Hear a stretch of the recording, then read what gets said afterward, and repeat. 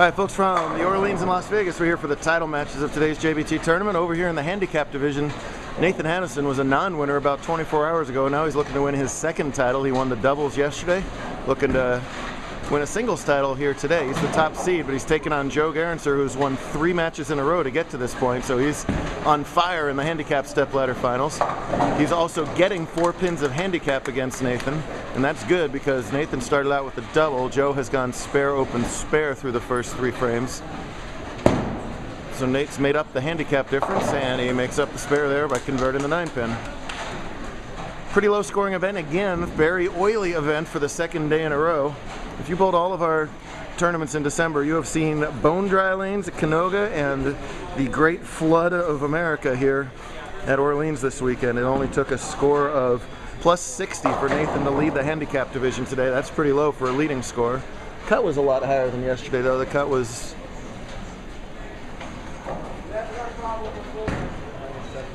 minus 75, which is not that bad. Oh, I thought that was a person. I was like, what's he right? What's wrong with the... Out of space. How can it be out of space? All right. Back up it is. I'll try and film both too. Sorry for the rough video here, as we had a problem with our A unit, so we're going to try and get both divisions at once here. We're back over here in a very veteran battle. 27-time winner Cameron Smith taking on current all-conference bowler of the year Riley Dempsey, who is a 12-time JBT champ.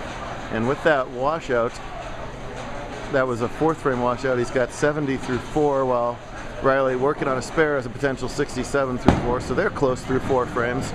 Back over here in handicap, Hannison stays clean through the 4th frame by converting that spare. He's giving 4 pins to Joe. Joe trailing on the scoreboard right now by about 20s, low 20s. So. Listen, Mama, I just rough it around here, okay? I thought it was 8 pins. Okay. The handicap is 4 for sure. Here goes Riley playing way up the outside on the very oily Montreal pattern today. Nice ball from Joe right there. Joe's won 3 matches in the stepladder finals to get to this point, and it's all been on that pair, so he should be comfortable there. 27-timer creeps to the foul line there. You see they're able to open up the lane a lot more than they were able to yesterday. 2 feet shorter pattern, a little bit different shape on it, but still a heck of a lot of oil on the lanes all weekend long. So Riley converts the 5-9 there. Trails in his match by only 5 pins. Nathan, one of the no-thumber bowlers, no thumb in that bowling ball. So he's going to lack a little bit of accuracy, but he gets a lot of extra power because of it. But does miss that bucket there. And we got ourselves a match over here in handicap now with Joe's double making up the difference already. Dempsey high there leaves the toughest spare on the lane, the 3, 6, 9, 10. They're bowling when the arrows are up, so they got a lead coming in right after us. So it's a little bit out of the routine of a normal scratch bowler. Usually they'll do 2 frames at a time. So that's just a little bit of a mental challenge thrown at them too, to have to deal with that slightly different environment. Bam, no problem for Smith there as the big double gets him in the lead. And 2 perfect strikes back into back from Joe there, makes it 3 in a row and gives him the lead in the match. 3 Sir, 3 perfect strikes. According to this gentleman here, if it's an X on the scoreboard, it's perfection. He doesn't care how it looks. The handicap was Fair enough, valid point. Nice shot right back there from Ian. Apparently a perfect shot, according to this guy from Ian. Or Nathan, rather.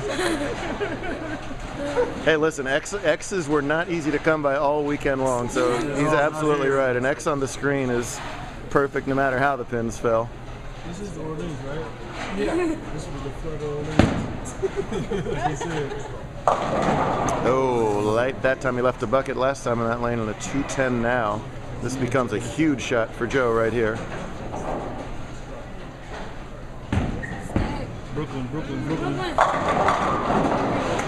Could have carried it, did not. Meanwhile, Smith strikes over there, and I didn't quite catch that on tape, but I mean, these guys are so good with 39 titles between them. Riley was actually really closely watching Cameron bowl to try and get a little extra tip on why Cameron's a little bit more lined in. That's a good tip for you youngsters or beginning bowlers out there. Sometimes your opponent can give you a lot of information by watching where he's bowling on the lane. That was what Riley was doing over there. Pretty good shot by him, but he's unable to match Cameron's strings right now, as Cameron has got himself another triple working, while Riley's only strike of this match was in the first frame.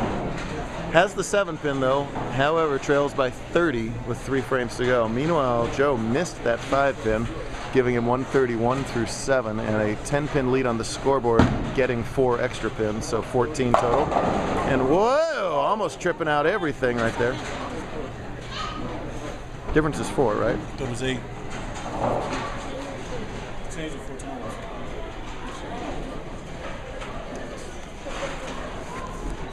This time I'm right. This time I'm right. Oh, it's 4 this time? It's 4. Okay. They think it's 4 too, so we're on the same page.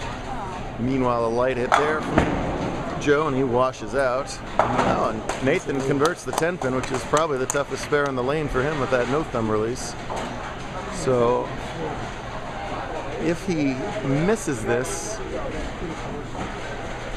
he would still lead by 3. Obviously, if he makes it, that much better off, as Dempsey shreds the rack over there. Alive in the match, but Cameron's extended to a 4-bagger. Tip it. Ooh, and only 7-1 instead, so a pin extra of count there.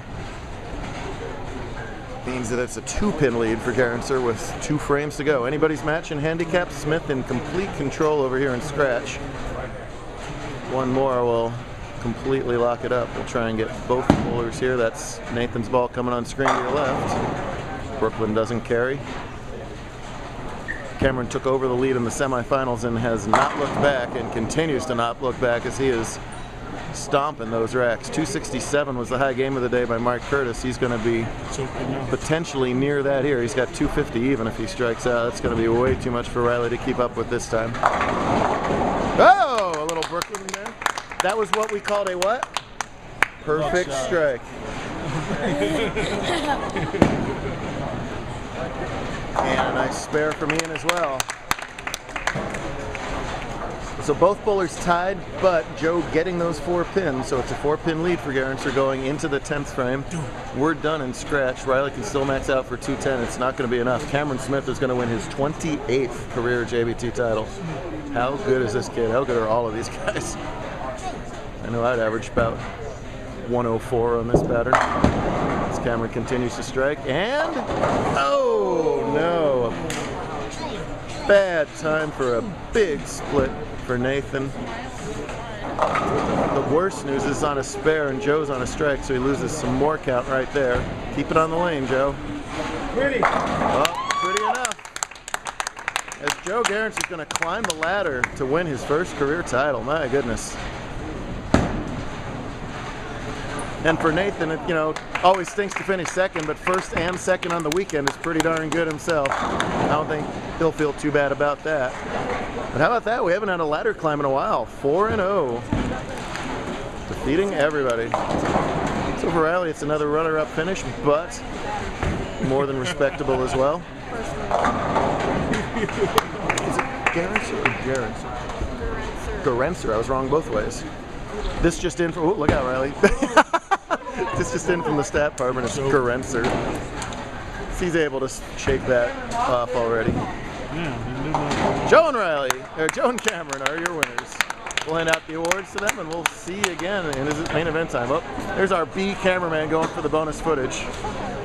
Black girls and boys, black people, head out there right away.